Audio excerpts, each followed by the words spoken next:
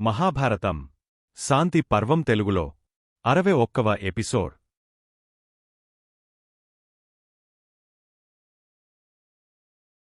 కాని మీరు పుట్టిన వెంటనే మరణించాలి అని శాపవిమోచనం చెబుతున్న సమయంలోనే ప్రభాసుని భార్య వరాంగ అక్కడకు వచ్చింది. వశిష్ఠుడు వరాంగని చూచి, వరాంగీ, దైవకార్యాలకు మాత్రమే ఉపయోగించే నందినీధేనువును దొంగలించటానికి నీ భర్తను ప్రోత్సహించిన కారణంగా నీవు కూడా భూలోకంలో జన్మించి మానవునిగా జన్మించిన నీ భర్త చేత తిరస్కరింపబడి నీవే నీ భర్తమరణానికి కారకురాలివి అవుతావు అని శపించాడు. ఇదిలా ఉండగా ఒకసారి గంగాదేవి బ్రహ్మలోకానికి వచ్చింది.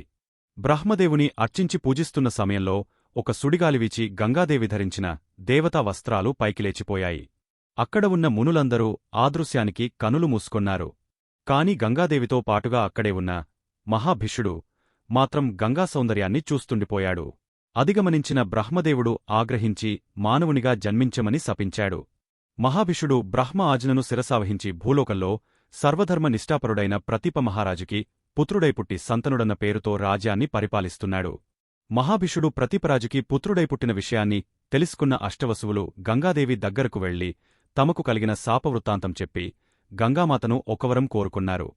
తల్లి, వశిష్ఠ శాపకారణంగా మేము భూలోకంలో జన్మింపవలసి ఉన్నది. పరమ పవిత్రు రాలైన నీగర్భవాసాన జన్మించాలని కోరికగా ఉంది. నీ కారణంగా మహాభిషుడు భూలోకాన సంతనునిగా జన్మించిన విషయం తెలుసుకుని నీవద్దకు వచ్చాం. మీ ఇద్దరి పవిత్ర సంగమంతో మాకు జన్మనివ్వాలి. అంతేకాకుండా మా అందరిలో ఆఖరివానిని తప్ప మిగిలిన మా ఏడుగురిని పుట్టిన వెంటనే మరణించేటట్లు చేసి మాకు శాపవిముక్తిని కలిగించాలి. మా ఏడుగురి ఆయుంహకాలాన్ని చివరివాడైన ప్రభాసవసువు తీసుకుని బ్రతుకుతాడు అని గంగాదేవికి వివరించారు వసువులు. గంగాదేవి అష్టవసువుల కోరికను అంగీకరించింది. అప్పుడు అష్టవసువులలో చివరివాడైన ప్రభాసవస్తువు, అమ్మా, నీ గర్భవాసాన జన్మిస్తున్నాను కాబట్టి నీ పవిత్రత నాకు కూడా కలగాలి.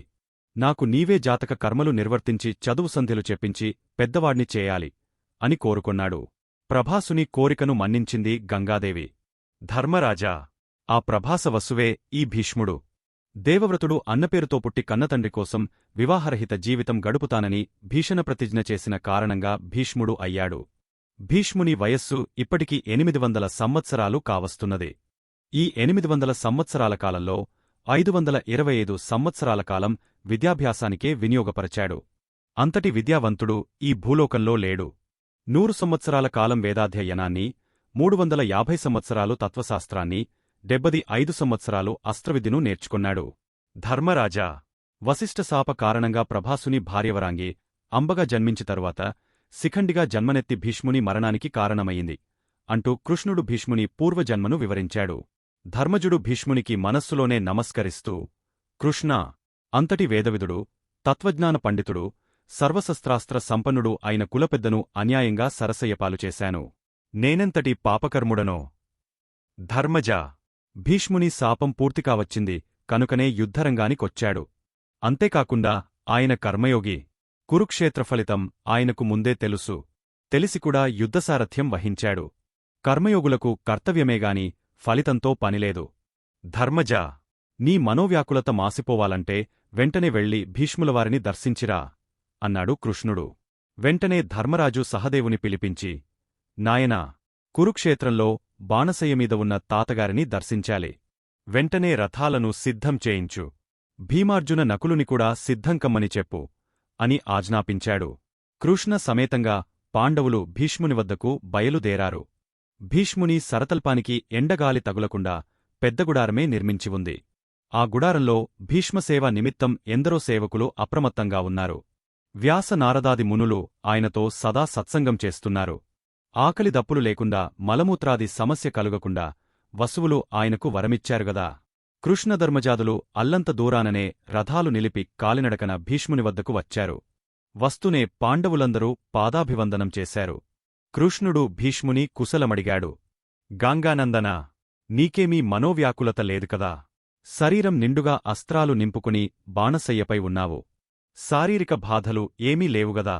పితామహా, నీ జీవితమంతా విద్యకోసం, వంశవృద్ధికోసం ధారపోశావు. గంధర్వులమించిన సౌందర్య వంతుడవైపుండికూడా ఏనాడు స్త్రీ వ్యామోహాన్ని దగ్గరకు రానివ్వకుండా బ్రహ్మచర్యంతో బ్రతికావు. కర్మయోగివై కర్తవ్య జీవనం గడిపావు. వేదవేదాంగాలను అభ్యసించావు. పవిత్ర గంగాపుత్రుడవై పుట్టి పావనుడవయ్యావు. నీ జీవితమమరం, అద్వితీయం. కురుక్షేత్ర యుద్ధంలో ఆయుధం ముట్టుకోనని ప్రతిజ్ఞ చేసిన నాచేతనే చక్రాన్ని పట్టించిన మహావీరుడా! నీ జన్మ చరితార్థమైనది అంటూ కృష్ణుడు భీష్ముని స్తుతించాడు. భీష్ముడు కృష్ణునికి నమస్కరిస్తూ, వాసుదేవా, సనాతన, నారాయణ, మాధవ, మధుసూదన, నన్ను నీవు కీర్తిస్తున్నావా? నా జీవిత గుణగానం చేస్తున్నావా? చాలయ్యా చాలు. నాకీ సంతృప్తి చాలు. నాకిక ఏవరమూ వద్దు. నిజంగానే బ్రతుకు చరితార్థమయ్యిందయ్యా. నా జీవిత చరమాంకంలో నిన్ను చూడగలనో లేదోనని మనసు వ్యాకులత పడింది. కృష్ణా! నీవు వచ్చి నా క్షేమ సమాచారాలు అడిగినదే తడవుగా నా మనోవ్యథ మాసిపోయింది. వాసుదేవా, సూర్యుడు మకర రాశికి వస్తే ఉత్తరాయణ పుణ్యకాలం ప్రారంభమవుతుంది కదా. సరిగ్గా ఏకాదశి తిథిలో మరణించాలని నా సంకల్పం. అంతవరకు నీవు హస్తినలోనే ఉండాలి. నీ సమక్షంలో నీ అనుమతితో ఇహలోకయాత్ర ముగించుకోవాలి అంటూ కృష్ణుని ప్రార్థించాడు. తథాస్తు, అలాగే జరుగుతుంది పితామహ అన్నాడు కృష్ణుడు. భీష్ముని మరణ ముహూర్తం వింటూనే బావురుమన్నాడు అర్జునుడు. తాతా! మమ్ములను విడిచి వెళ్ళిపోతావా? నీమీద బాణాలు విడిచిన పరమ కిరాతకుడిని నేను చేసిన ఘోరానికి నామీద కినుకలేదు కదా పితామహా! నీమీద సరసంధానం చేయటానికి నేనెంతగా కృంగపోయానో నీవెరుగవు తాతా! నీకు బాణం గురిపెడుతుంటే నాగాండీవం ఎంతగా వణికందో నే చెప్పలేను. అయ్యో! విధి ప్రేరితంగా నీ శరీరానికి గాయాలు చేశానేగాని నీమీద మాకు ద్వేషమెక్కడిది? ఎన్ని గంగాస్నానాలు చేసి నాపాపాన్ని పోగొట్టుకోగలను? నాముఖాన్ని నీకు చూపటానికే సిగ్గుపడుతున్నాను. పితామహా! నన్ను క్షమించు అంటూ పసిపిల్లవానిలా ఏడ్చాడు. ధర్మజుడు కన్నీరు వత్తుకొన్నాడు.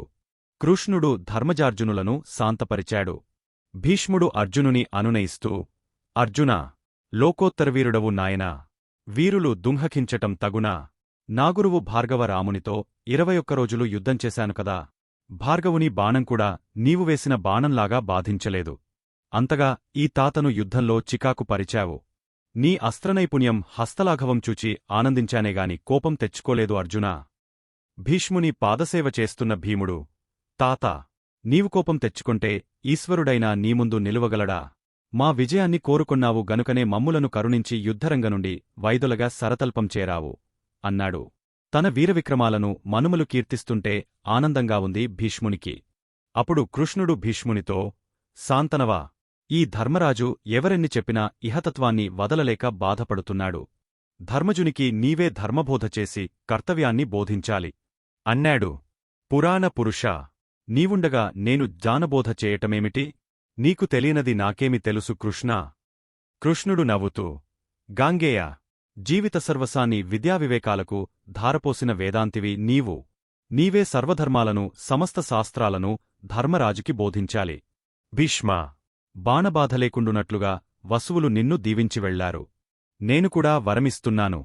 మరణాంతం వరకు పంచభూతాలు, క్రిమికిటకాలు, భూతప్రేతాలు, ఆయుధాలు, విషజంతువులు వీటివలన నీకు ఏ హాని కలుగకుండునట్లుగా వరం ప్రసాదిస్తున్నాను. నాకుకూడా నీ ధర్మసూక్తులను వినాలని ఉంది అన్నాడు. కృష్ణ కోరిక ప్రకారం భీష్ముడు సర్వధర్మ వివరణకు నకు సిద్ధమయ్యాడు. అందరూ ఏకాగ్రచిత్తంతో వింటున్నారు. నాయనా! ధర్మజా! మనోచాంచల్యాన్ని వదలి శ్రద్ధగా విను. నేను వశిష్ఠ, బృహస్పతి, భృగు, మార్కండేయ, శుక్రాచార్య, పరశురాముల వద్ద శిష్యత్వం చేసి తెలుసుకున్న విషయాలలో కొన్నింటిని నీకు సంక్షిప్తంగా చెబుతాను. శ్రద్ధగా విను. ప్రభువైనవాడు మంచిగుణాలు కలిగి ఉండాలి. ఏ పరిస్థితిలోనూ న్యాయమార్గం విడువరాదు. పొగత్తలకు పొంగ, కష్టాలకు కృంగపోకూడదు. మనవారికి ఒక న్యాయం పరులకొక న్యాయం చెప్పకూడదు. అలాగని పరుషంగా మాట్లాడకూడదు. అందరితోనూ ప్రియంగా మాట్లాడటం నేర్చుకోవాలి. మాట్మంచితనమున్నవారికి సుఖము, సంపద, సంతోషం లభిస్తాయి. పొగత్తలను దగ్గరకు ఎన్నడూ చేరనివ్వకూడదు. ప్రభుత్వ రహస్యాలను, రక్షణా రహస్యాలను ఎవరికీ తెలియనివ్వకూడదు. ఆహారము, నీరు అందరికీ అందేట్లు చూడాలి. ప్రభువైన వానికి స్త్రీవాంఛ ఉండకూడదు. పరస్త్రీలను కోరుకోరాదు. తన మపత్నిని మరువరాదు. సేవకులను ఎప్పుడూ గమనిస్తూ ఉండాలి. సేవకుల జీతభత్యాలు సరియైన సమయానికే అందిస్తుండాలి. సేవకులతో ఇంటి విషయాలు చర్చించరాదు. సేవకాస్త్రీలు ఎంతటి అందగత్తెలైనా కోరుకోకూడదు. గురువులను, మంత్రులను గౌరవించటం మరచిపోకూడదు. ఏ విషయంలోనైనా అనుమానం వస్తే వెంటనే నివృత్తి చేసుకోవాలి. ఎక్కువగా నిద్రించకూడదు.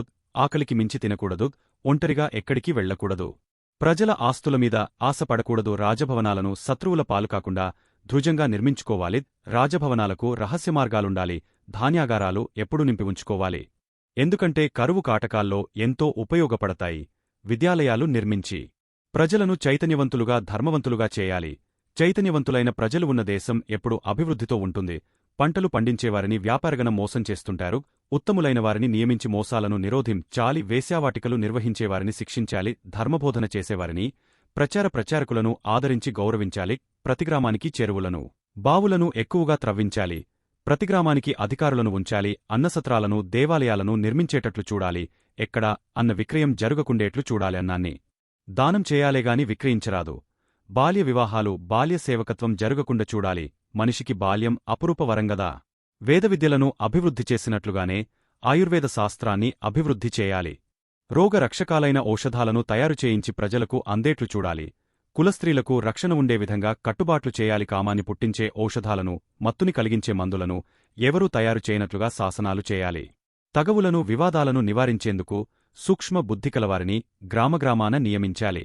ధర్మరాజా అధర్మం అన్యాయం ఎక్కడ కనబడినా నిర్దాక్షిణ్యంగా వెంటనే కఠినంగా దండించాలి. తప్పుచేసినవారు ఎవరైనా సరే దండించి తీరవలసిందే. కులధర్మాలను అందరూ ఆచరించి గౌరవించేట్లు చూడాలి. పరధర్మాలను ప్రజలు ఆచరించకుండా ఉండేటట్లు చూడాలి. పశు సంపదకు ప్రాధాన్యమిచ్చి పశుగ్రాసానికి వసతులు ఏర్పాటు చేయాలి. పశువుల ఆహార నిమిత్తం కొంత భూమిని గ్రామగ్రామానికి ఉండేట్లు చూడాలి. పశువుల వల్ల రాజ్యానికి ప్రజలకు మంచి జరుగుతుంది. పశు సంపద దేశాభివృద్ధికి మూలస్తంభం వంటిది. గోమూత్రం పడేచోట విషజంతువులు క్రిమికీటకాలు ఉండవు. గోవుల మలమూత్రాలు హానికారక క్రిములను చంపివేస్తాయి. పశువులు ఇచ్చే పాలు, పెరుగు, వెన్నెలు మనిషికి శక్తిని, బుద్ధిని, ఆరోగ్యాన్ని కలిగస్తాయి. ధర్మజా అడవులను ఎప్పుడూ నాశనం చేయకూడదు. పండ్ల ఫలాలను అందించే వృక్షజాతులను అభివృద్ధి చేయాలి. ఓషధ గుణాలు కలిగిన మొక్కలను, తీగలను అభివృద్ధి చేయాలి. మానవులు తమను తాము రక్షించుకునేందుకు సృష్టికర్త రకరకాలైన వృక్షజాతులను సృష్టించాడు. వృక్షజాతుల అభివృద్ధి కోసమే పక్షులను సృష్టించాడు. ధర్మనందన ప్రభువైనవాడు తన సుఖాలను మరచిపోవాలి. ప్రజాహితం, ప్రజారక్షణ గురించే ఎప్పుడూ ఆలోచిస్తుండాలి. తరువాత ఏం జరుగుతుంది అనేది నెక్స్ట్ వీడియోలో చూద్దాం. మా వీడియో మీకు నచ్చినట్టు అయితే లైక్ చేయండి, షేర్ చేయండి. ముఖ్యంగా సబ్స్క్రైబ్ చేసుకోవడం మరచిపోకండి.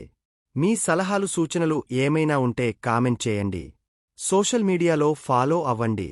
ఆదిపర్వం, సభపర్వం, అరణ్యపర్వం, విరాటపర్వం, భీష్మపర్వం, కర్ణపర్వం మరియు శల్యపర్వం పీడీఎఫ్ కింద డిస్క్రిప్షన్లో ఉంది, డౌన్లోడ్ చేసుకోండి. ముందు వీడియోస్ చూడకపోతే కింద లింక్స్ ఉన్నాయి, చూడండి.